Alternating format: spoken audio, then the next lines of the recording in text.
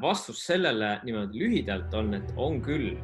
Nad peavad täitma mingisuguseid seadusi ja nad ei saa ka isegi neid anorgaanilisi tehislikke ja fantoommaatriksi põhiseid reaalsusvälju üleval hoida, kui nad mitte ühtegi seadust ei järgiks.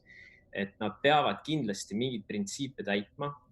Neil on omad sellised jah, neil on selline üsna ka haige mõttelaad mõnes mõttes, kuna nad on energiadefitsiidis ja teadlik valik oli ennast allikast lahti ühendada, aga samal ajal kõik see kogu see karma kontseptsioon ja see on ikkagi täiega eetris ka anorgaaniliste rasside puhul ja nendes reaalsusväljades, et seetõttu ei saa väita, et anorgaanilised rassid võivad teha, mis tahavad, lasta liugu nii-öelda orgaanika arvelt ja et siis umbes, et mingit tagajärge seal ei tekib küll.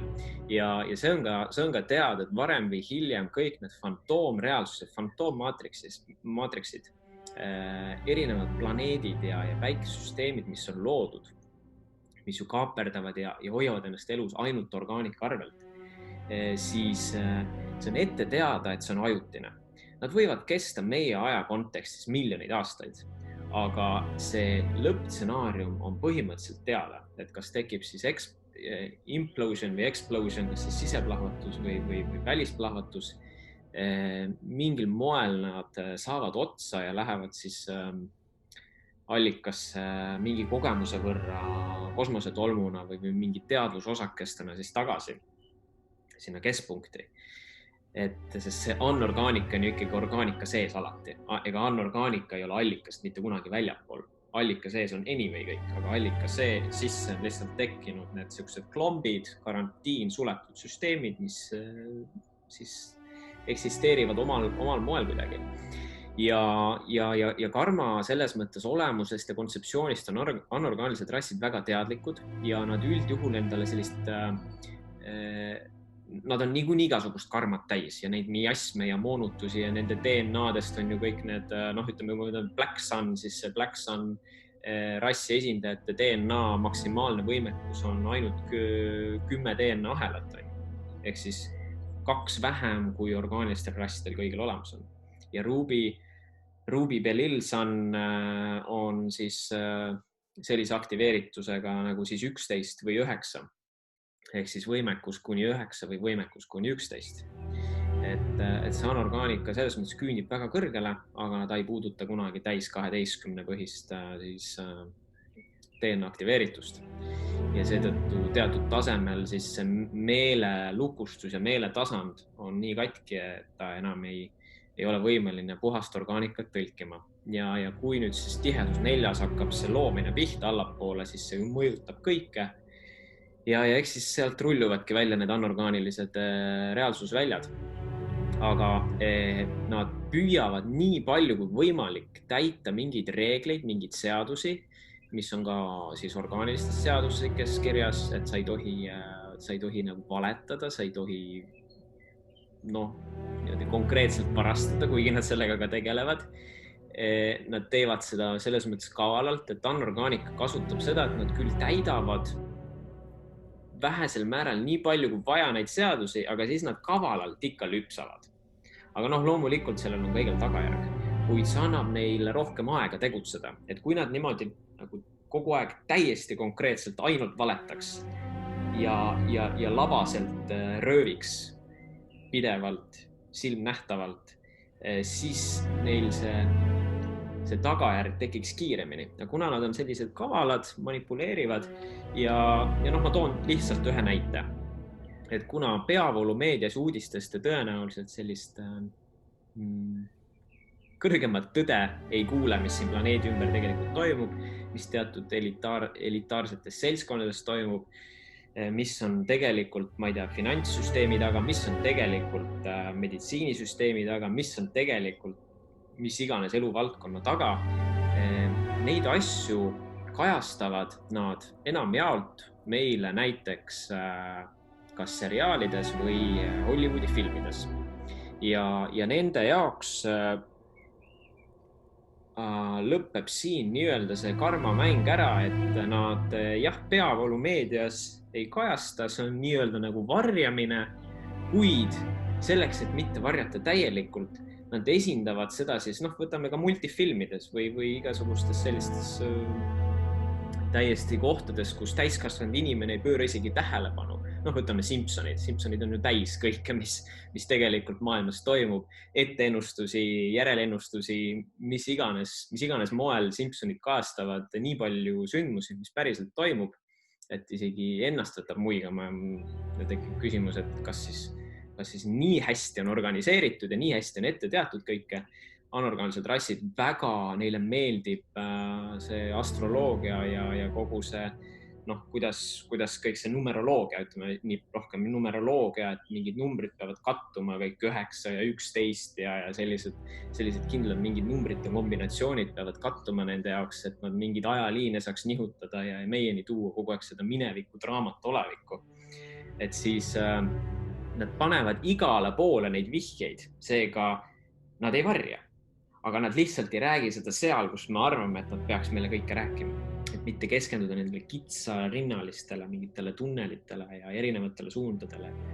Et see selline suure pildi mõistmine on see, mis meid orgaanikasse viib, sest orgaanika ise on nii palju tohutult laiem ja suuremate mõistmiste pealt rajatud, algallika jumala mõistmiste peal rajatud ja teatud kohtades lihtsalt anorgaanika ei kündigi sinna ja anorgaanikale meeldibki mingisugustes väikestes tunnelites ja mikroskoopide all sukelduda mingitesse kitsarinnalistesse spetsiifiliselt valitud sektoritesse, et orgaanika töötab täiesti teise loogika pealt, et seetõttu seal on alati see suur pilt on oluline. Mitte see, et ma tean mingist kohast mingit detaili.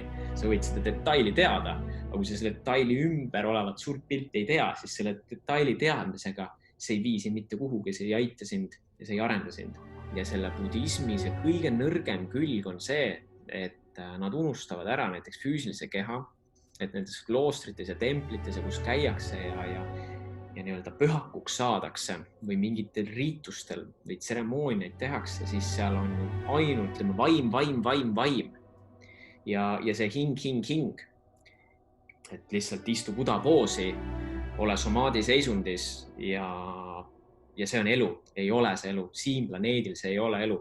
Kui me siin tiheduses ja siin planeedil unustame ära füüsilise kehaga tegelemise, tegutsemise, selle arendamise, kas või on ta siis painutamine, venitamine, kõik mingid, ma ei räägi nüüd joogast, aga ma räägin selles mõttes üleüldisest sellisest, on ta siis tervisesport või füüsilisuse kontekstist ka see, et kui me tegeleme vaimuga ja kõigega, et siis me toome füüsilisse kehasse neid sagedusi, et me ei tegele vaimuga kuskil seal kaugel või hingega kuskil seal kaugel, vaid me sellesse füüsilisse kehasse integreerime sisse need sagedused, sellesse meie enda verre, meie enda sidekudede vahele, meie enda rakkudesse, meie enda vette, meie enda neuroplastika, kogu närvisüsteem. Siia tuleb ankurdada need sagedused füüsilisse kehasse. Mitte hinge. Hingel ei ole seda vaja. Füüsiline keha on meil täna see kõige katkisem ja seda tuleb tervendada ja seda me olemegi tulnud tegema. Algne inimene, turane eeslane, planeet Taaral, füüsilise kehaga demanifesteerus, teleporteerus, suutis telekineesida, suutis keha viia valguseks. Sama füüsiline nagu meil siin.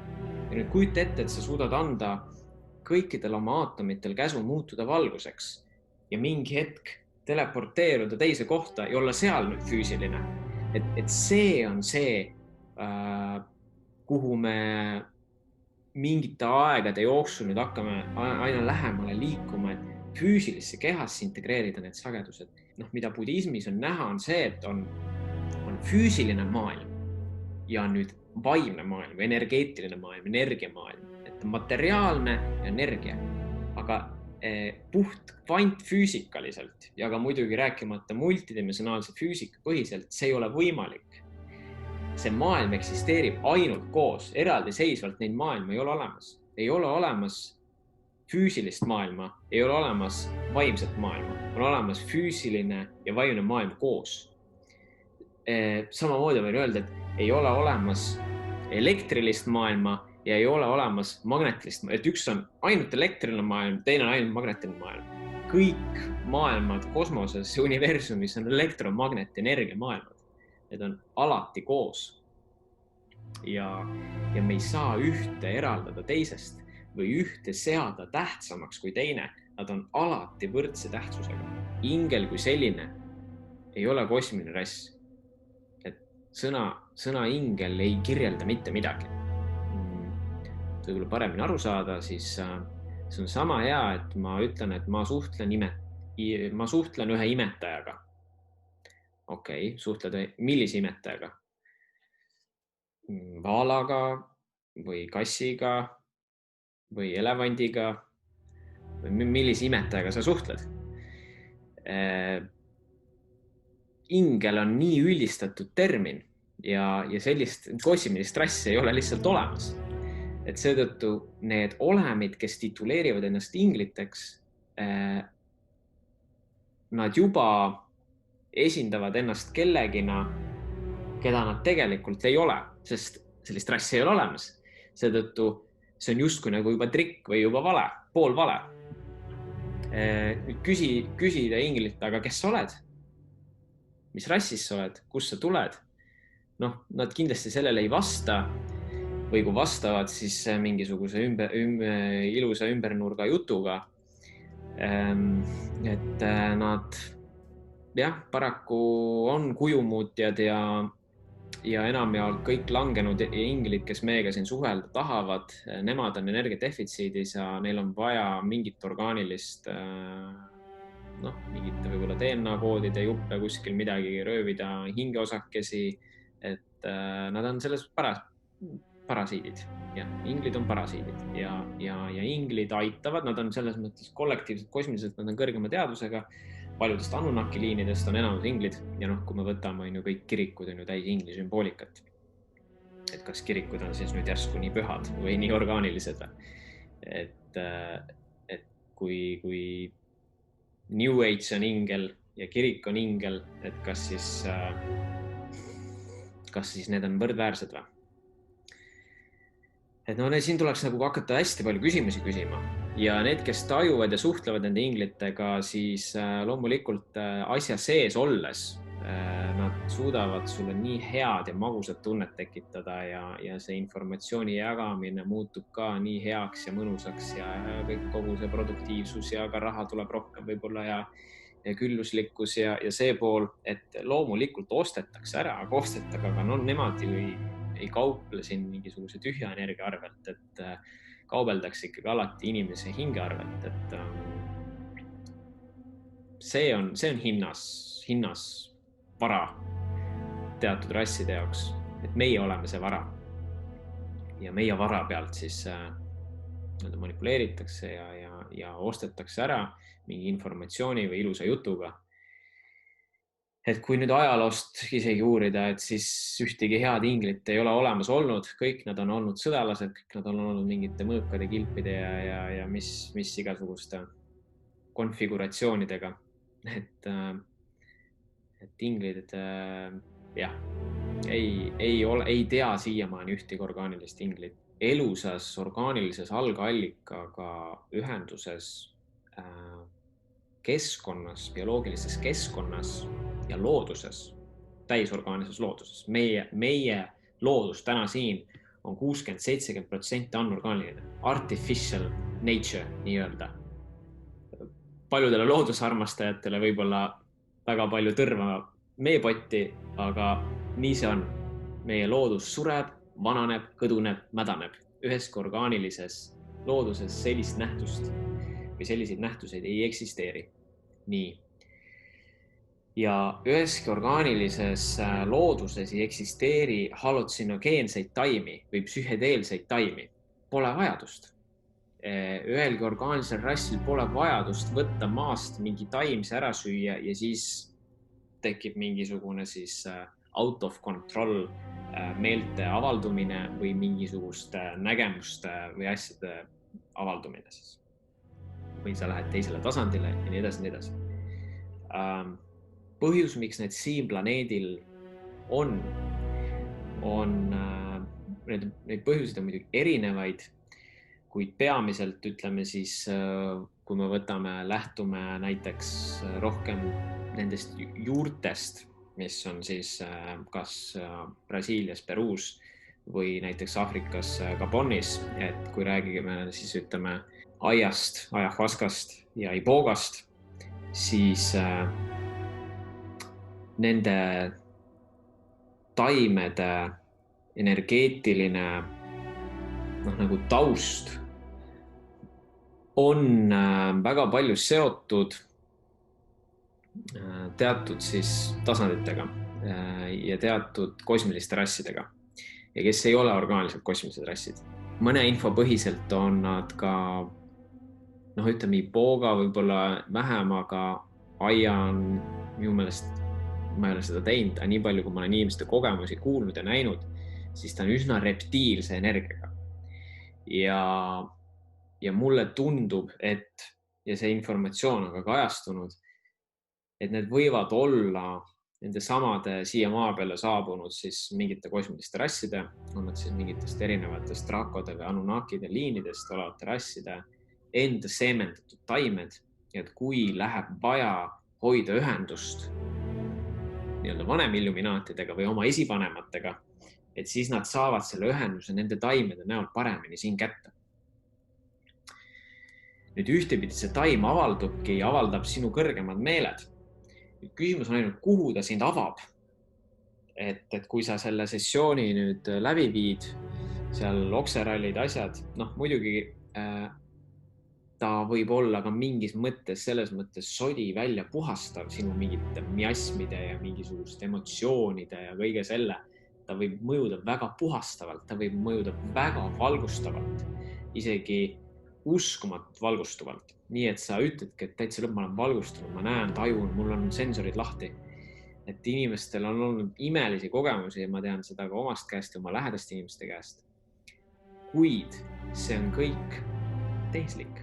Selles mõttes, et see ei ole sinu oma tajude poolt tekitatud. Sa oled kasutanud kõrvalist produkti.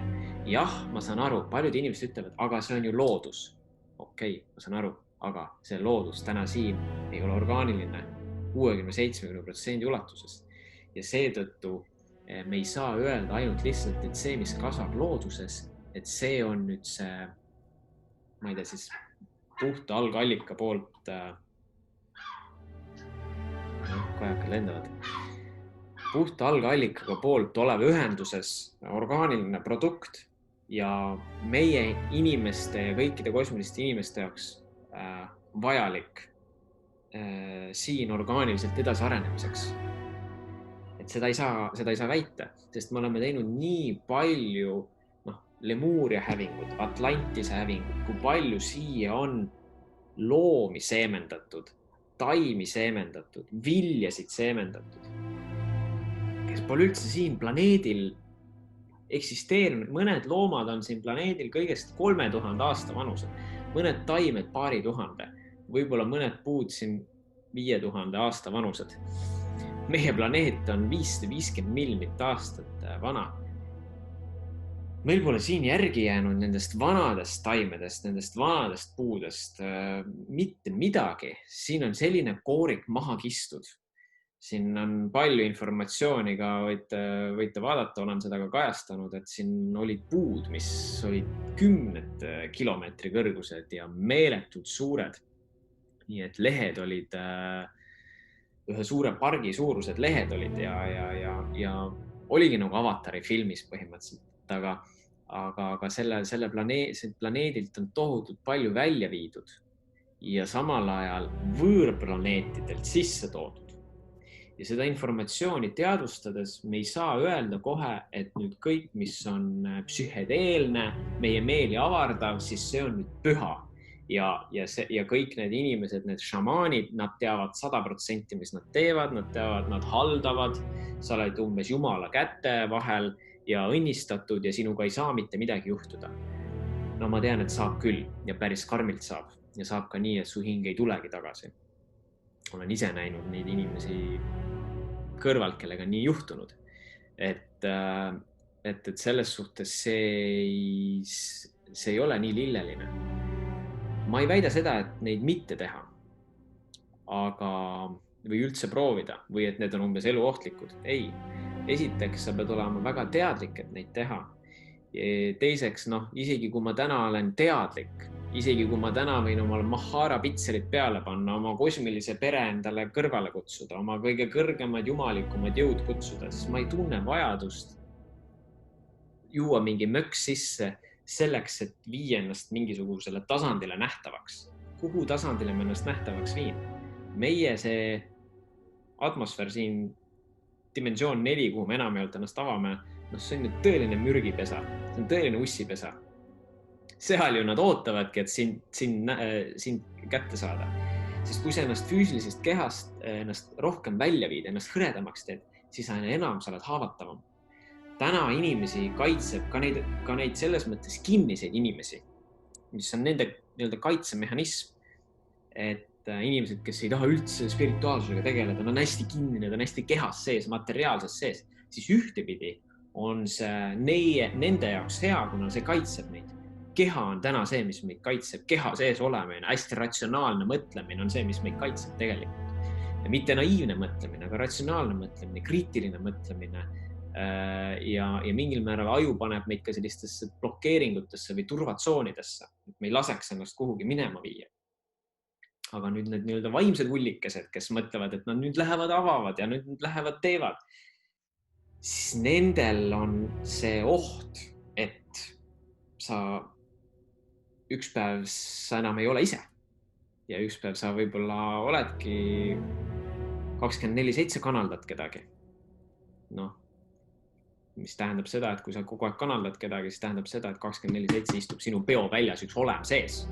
Kanaldamine ei ole kaugdistantsiline suhtlus. Kelontic transmission on kaugdistantsiline suhtlus või telepaatiline suhtlus. Kanaldamine seda ei ole. Kanaldamine tähendab seda, et sinu peo väljas istub keegi, kes läbi sinu räägib ja tegutseb. Seda nimetatakse biospirituaalseks keha ülevõtmiseks. Nii.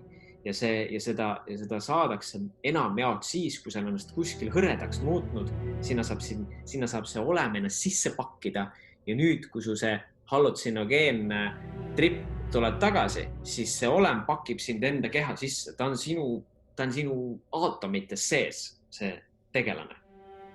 Ja nüüd, kui ta läbi elektrilist impulside käivitub, siis su silmad teevad korra niimoodi ja sa oled keegi teine. Ma jagasin siin Creatori grupis videot, mis toimub suurte Hollywoodi staaride ja lauljatega ja ka tippsportlastega, mismoodi tardutakse järsku ja jäädakse ühte kohta vaatama, nii et silm ka ei pilgu. Ja siis tullakse tagasi. Olem tuleb sisse. Ta on kogu aeg sees, aga ta mingi hetk käivitub. Ja see toitub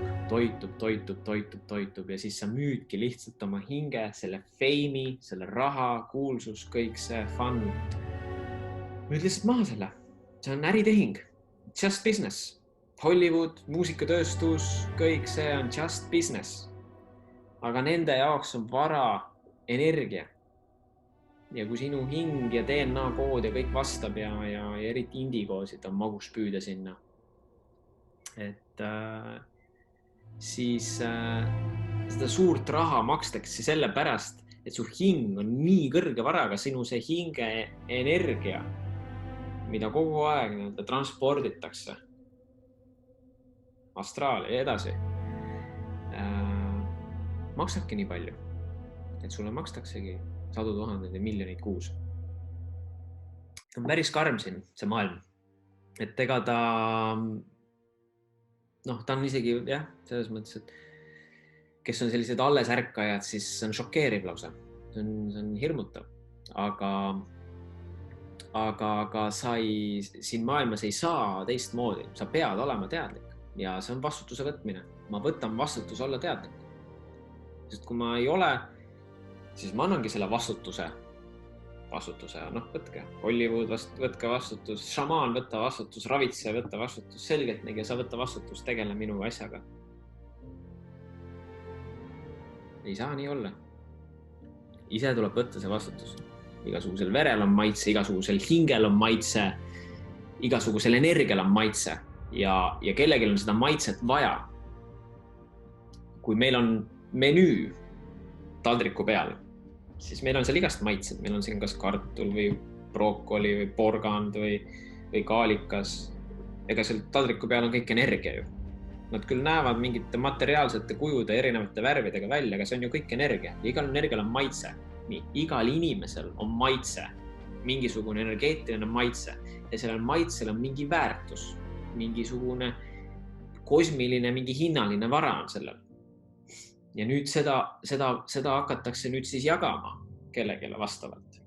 Ja nüüd mida kauem sinu kehas tegutsetakse kogu aeg ja seda välja pumbatakse, lõpuks sa muidugi kukud kokku. Seda me ju tegelikult näemegi, et mis nende näitlejate asjadega neid pumbatakse lõpuks nii tühjaks, et kas nad siis ise teevad enesetapu, läheb mingi hääl neil pähe, mis lõpuks paneb neid selle enesetapu tegema, mis vahet ei ole, mis moel nad kustuvad. Nad kustuvad üsna varakult. Noored inimesed lahkuvad. Võtame siin kõva DJ see Avicii on ju. Head lood olid, tal tegi igasuguseid häid selliseid lugusid ja väga hinnatud artist. Niimoodi läks kõik väga kiirelt ja pumbatakse lihtsalt tühjaks.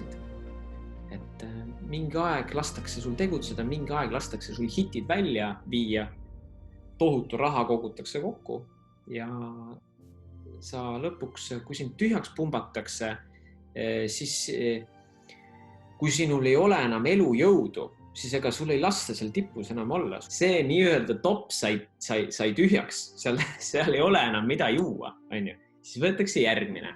Siin on veel täis. Vaatan, järgmine artist. Niimoodi juuakse seda eluenergiat, sest lastel ei antu mingid medikamente või tablette, on ju, sealt seda ei saa. Aga otse verre lasta pidevalt selliseid asju, mis ei vääri isegi rääkimist.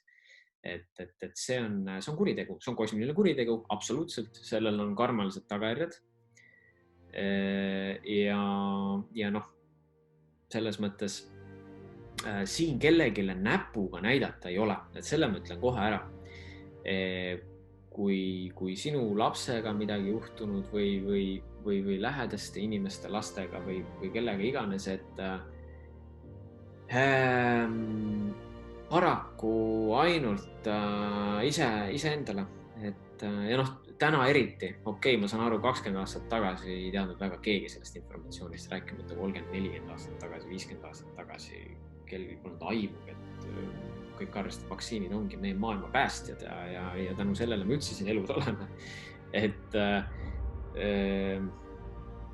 Aga nüüd siis jah, selline 8-9 aastat tagasi hakkas tulema ja täna ta on nagu nii eetris, et kui sa täna vaktsineerid oma last, et siis siis ma ütlen ausalt, et siis lapsevanem ongi ise süüdi.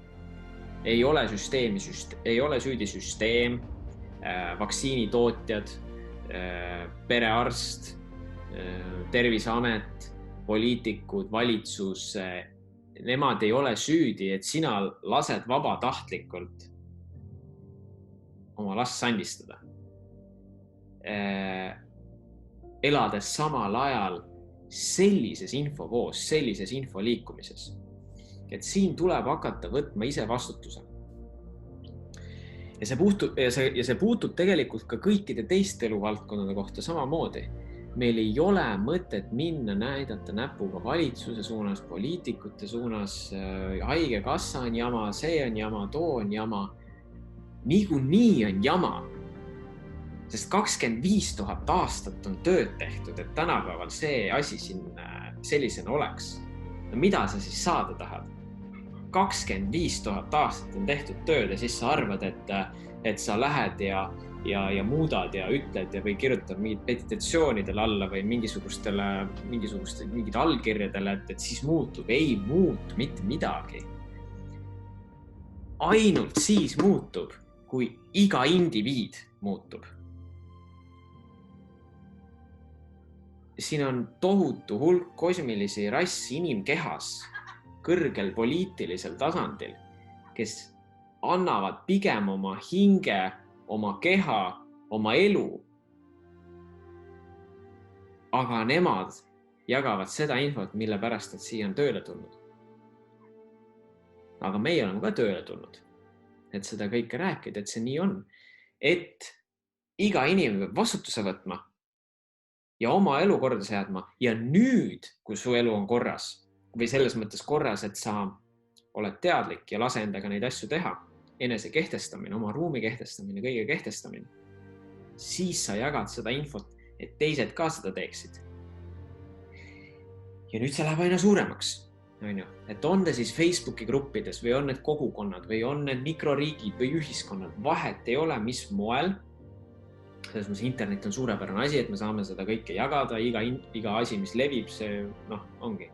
Muidugi siin seda piiratakse ka, Facebook siin piirab ja YouTube võtab siin maha vahepeal videosid ja loomulikult nad piiravad ja teevad kõik, et tõde ei leviks. Aga see levib nii.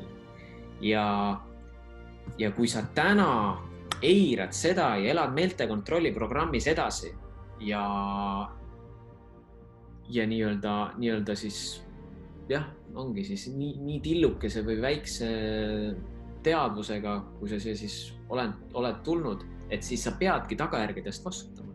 Sa peadki, kui su lapsega midagi juhtub, tagajärgedest vastutama, sinu endaga juhtub midagi, sinu töökohaga juhtub midagi, sinu enda tervisega juhtub midagi, sina peadki vastutama. Ei ole enam ninnu-nännu perearsti, ei ole enam selliseid asju. Pole mõtet vaadata sinna poole. Minul ei eksisteeri perearsti, minu lapsel ei eksisteeri perearsti. Neid ei ole minu maailmas.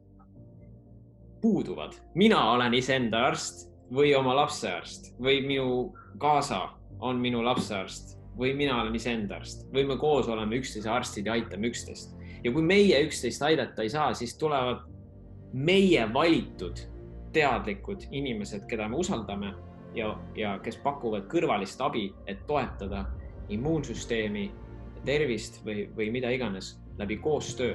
See süsteem mängib hirmu peale. Et kui sa oled siuke, et no ma arvan, et ei tee. Arvad või? Sa ei ole veel kindel või? No siis muidugi teeme. Ja niimoodi see maailm töötabki. Et kui sa arvad ja mõtled ja ma ei tea, et väga tugev peab olema kõiges siin maailmas, väga tugevalt kehtestama ennast.